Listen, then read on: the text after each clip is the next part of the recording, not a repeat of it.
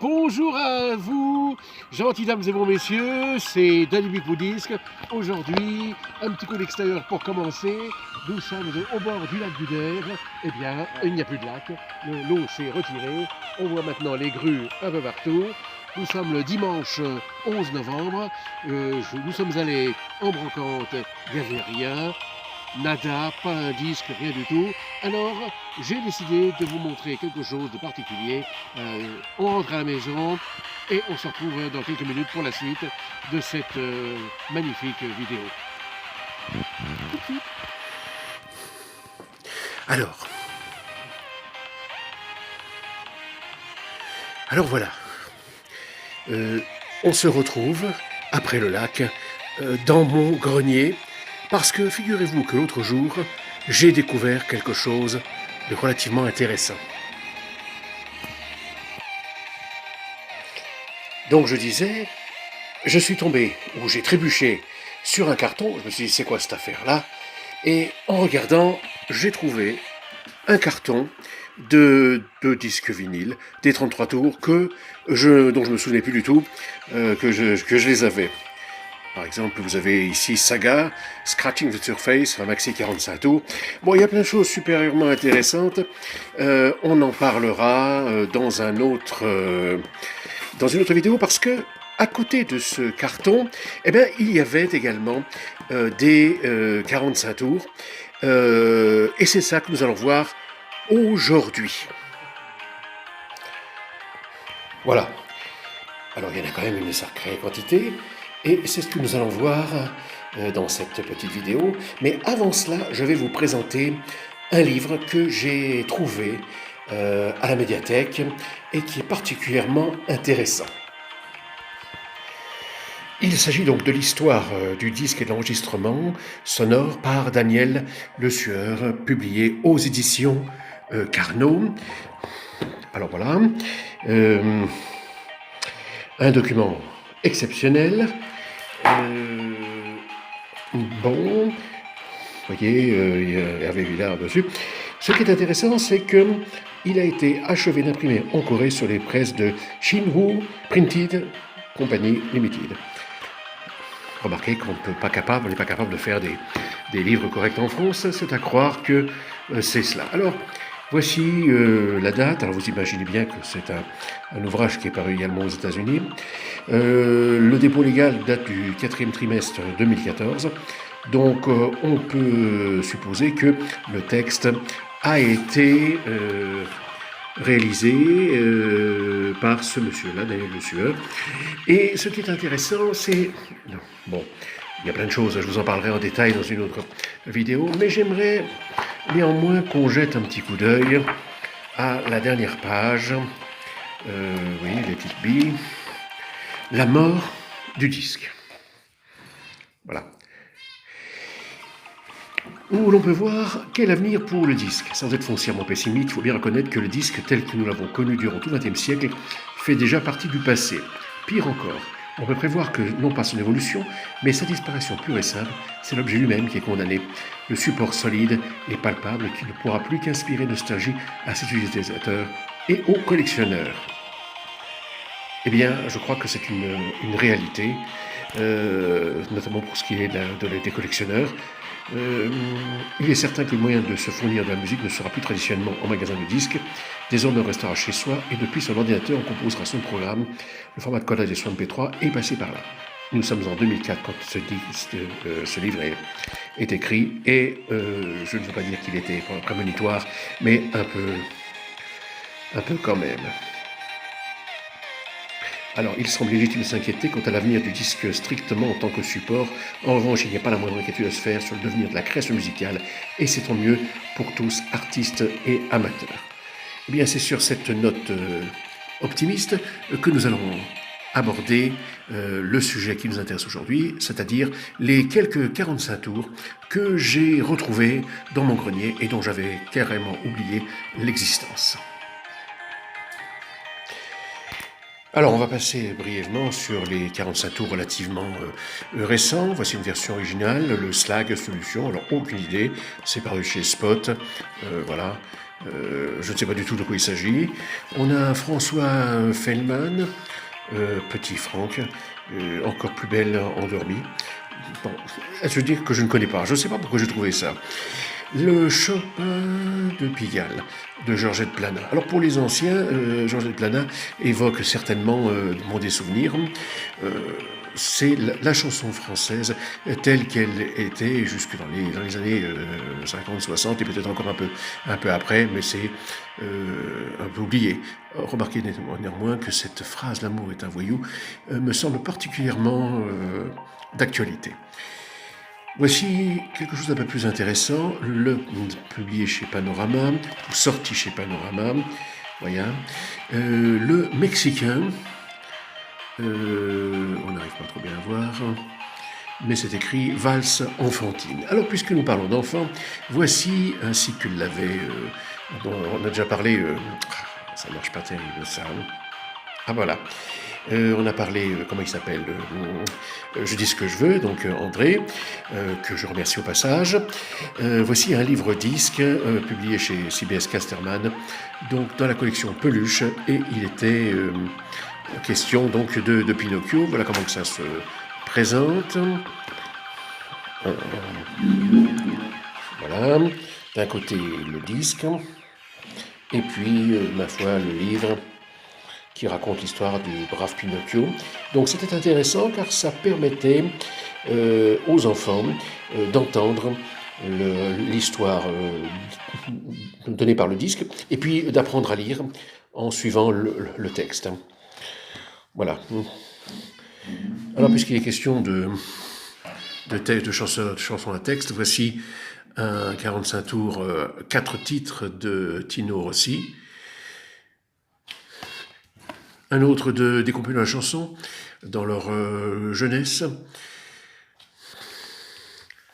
Un autre, intéressant parce qu'il lui est sorti chez Polydor. Voici une vieille pochette, avec naturellement un vieux disque, dans laquelle on voit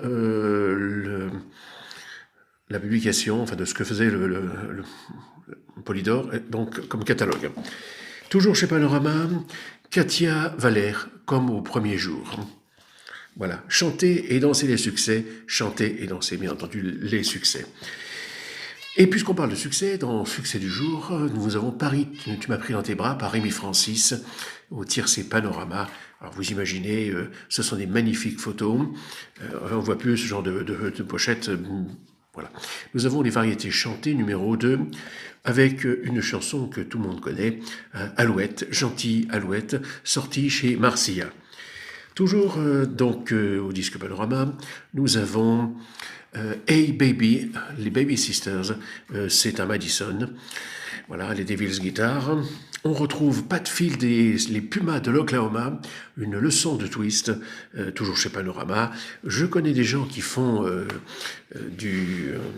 la country, la danse country, qui seraient intéressés pour les avoir. Nous retrouvons Rick Azaray avec l'orchestre de Jean Boschetti, Tournée Manège. Demain, c'est dimanche, hein, voilà. Toujours des disques 4 titres. On continue, Navarone, tiré du film, Un oiseau blanc, comme une symphonie, Michael, par John Williams, hein, toujours sorti chez Polydor. Et nous retrouvons J'entends siffler le train, le rock des compagnons. Voilà. Alors voici bien sûr un extrait du catalogue avec les dernières nouveautés.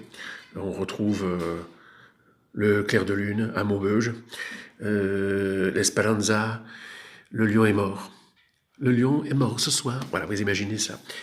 Alors voici quelque chose d'assez intéressant. Grand prix du disque, Passendo por España. Très chanson populaire d'Espagne par Germaine Montero, le chant du monde. Voilà. Alors je ne vous explique pas l'état du disque, mais on remarquera qu'il s'agit d'un 33 tours en format 7 pouces.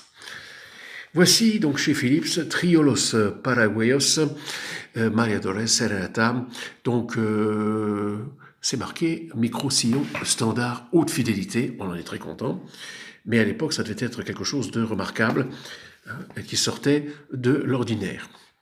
Là c'est un 45 tours de chez Philips. Hein. Et nous abordons maintenant Nous abordons maintenant 3 curiosités. Ce sont des petits classeurs qui forment un album au sein duquel on va trouver, on va trouver des vieux disques. Alors celui-ci, Armand Mestral, alors voilà, c'est dans du plastique, vous voyez. Alors il y a des choses qui sont absolument des antiquités, comme celui-ci. Alors malheureusement c'est écrit dessus. Bon, c'est dommage. Pour l'instant, je ne les ai pas écoutés. Je ne sais pas ce que ça vaut. Mais ne serait-ce que pour l'antiquité de l'objet, ça vaut le coup.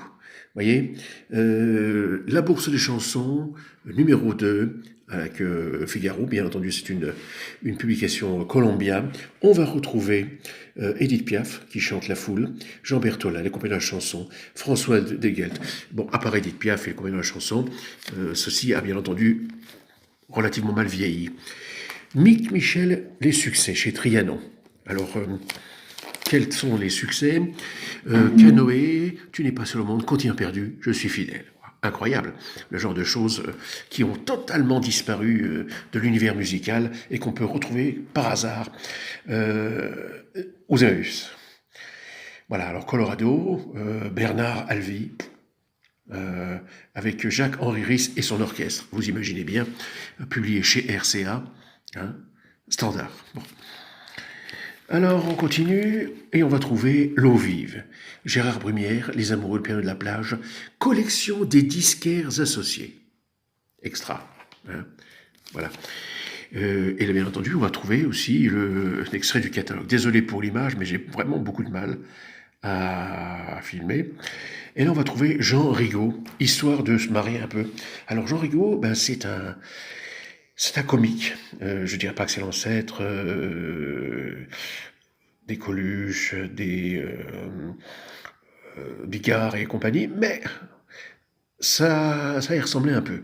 J'ai écouté quelques-unes de ces histoires. Bon, ça date, l'humour n'est plus le même que celui d'aujourd'hui, mais il faut se remettre à l'époque et on imagine comment les gens pouvaient rire de ce genre d'histoire. Alors on trouve mes histoires à faire rugir les crevisses. Alors on peut imaginer, en étant interdit aux moins de 16 ans, qu'il s'agit d'histoires relativement grivoises. C'est sorti chez Decca. Voilà. Alors, on continue. Pierre-Jean Vaillard, L'aventure amoureuse, Mon fils est un Indien, on est très content de le savoir.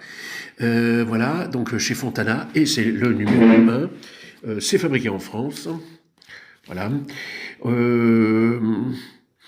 Bon, c'est quand même quelque chose d'assez intéressant. Un enregistrement public. Voilà. Et c'est écrit avec l'obligeante autorisation de la radio-télévision française. Imaginez. Les Trois valses. Voilà une opérette avec Yvonne Printemps. Et là où c'est très intéressant, c'est que vous avez ici... Attends, là, je vais le sortir. Putain, ça fait pas le point, quel dommage. Voilà, la voix de son maître. On en parlera dans une autre vidéo de cette histoire-là. Sachez que le sien s'appelait Nipper. Continue. Alors on continue, Patrick Rénal, le tango du paysan. Bien sûr, ce sont des choses qui n'intéressent peut-être pas les jeunes, mais je vous l'ai dit, c'est pour le côté un peu folklorique.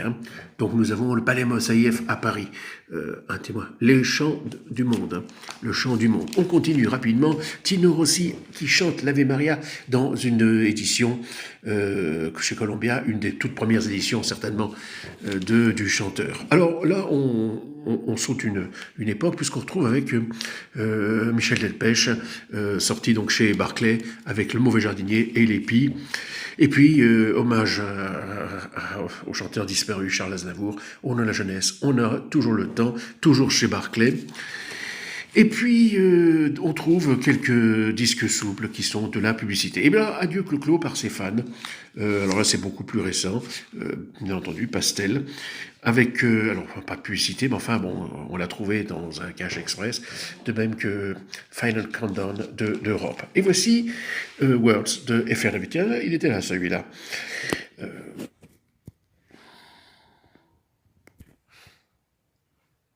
Et on aborde le deuxième classeur avec cette fois-ci donc des disques dont la pochette est très particulière.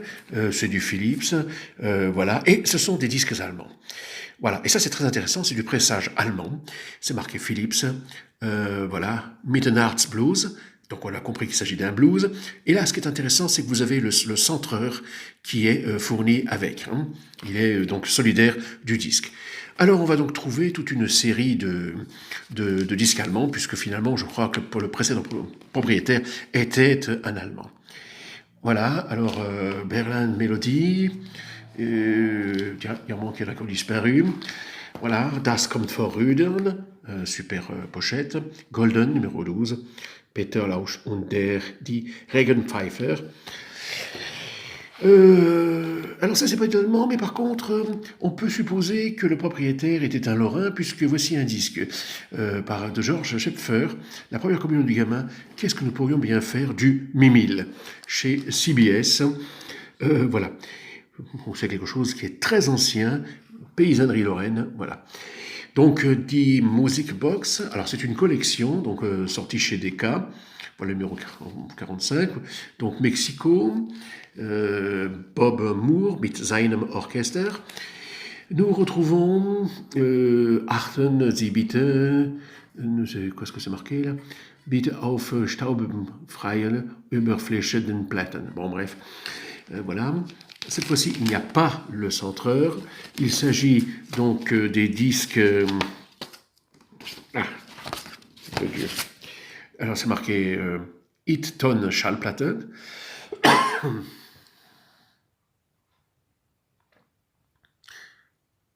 Voilà. Das war eine Art Nuss. Et voilà.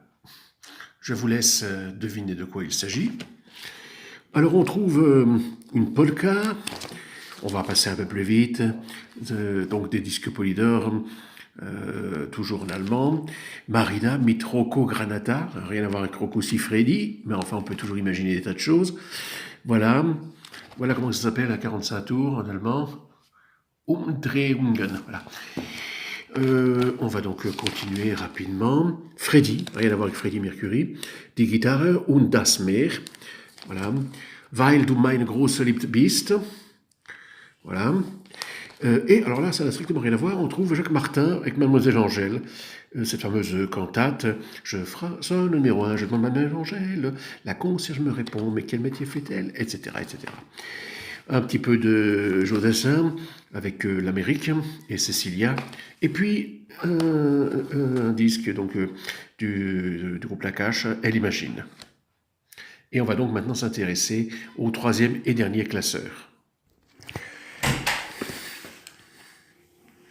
Voilà le troisième et dernier classeur, Berlin Melody, Lys Assia. Bon, ce sont toujours des chansons allemandes, hein.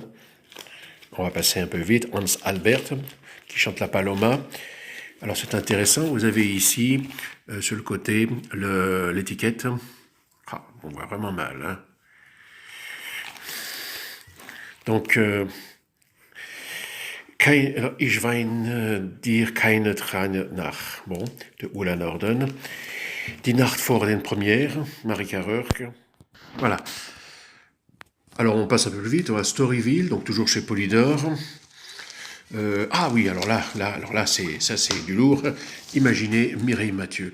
C'est ton nom, n'en parlez plus, s'embrassait mon credo. Alors, je plaisante un petit peu, hein. Le disque n'est pas en bonne qualité, mais ce qui est intéressant, si vous voulez, c'est écrit donc par les disques Barlet, la révélation de la télévision française. Moi, je suis un peu fatigué ce soir, hein.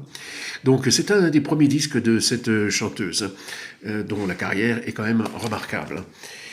Donc on continue rapidement, on retrouve toujours un tas de disques en allemand, et on va passer à un Jodassin dans les yeux d'Émilie, ici. Et puis, alors on retrouve toujours des disques allemands, et on retrouve quand même donc Mireille Mathieu, on ne vit pas sans dire adieu. Tiens, Adio, étonnant, non? Adio, voilà.